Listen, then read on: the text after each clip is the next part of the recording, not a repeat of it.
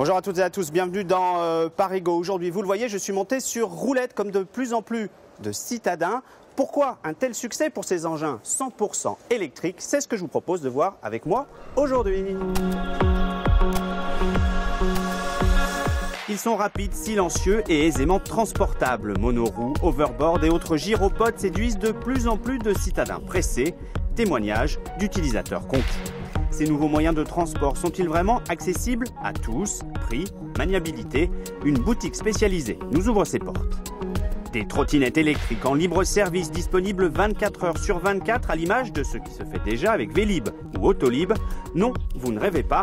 Plusieurs communes des Hauts-de-Seine se lancent dans l'aventure début juillet. Tous les détails en avant-première dans Parigo.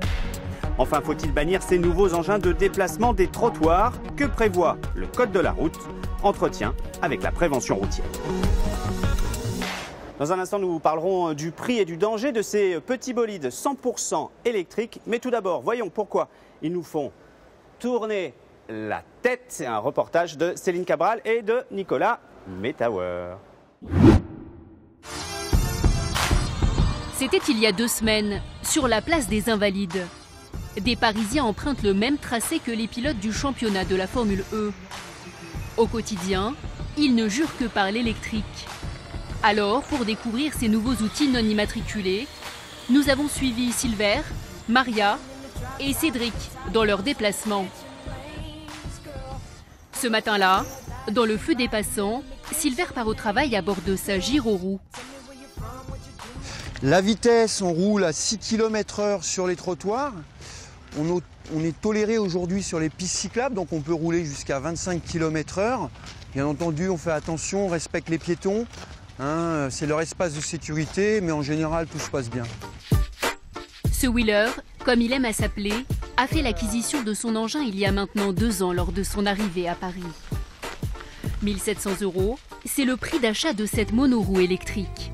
Silver espère la rentabiliser dès qu'il aura effectué 4000 km. On est à peu près pour 100 km, si je ne dis pas de bêtises, à peu près à 1 €.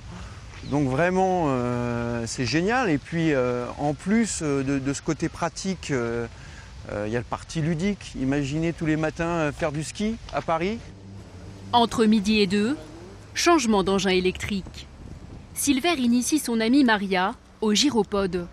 Et les premiers rides sont quelque peu hésitants. Pour tourner, on exerce une pression sur le genou. Maria a déboursé 700 € lors de l'achat de son gyropode. Un nouveau moyen de transport qu'elle souhaite utiliser en complément de son pass Navigo pour gagner du temps. Car sur ces petites roulettes électriques, elle se déplace 4 fois plus vite qu'à pied.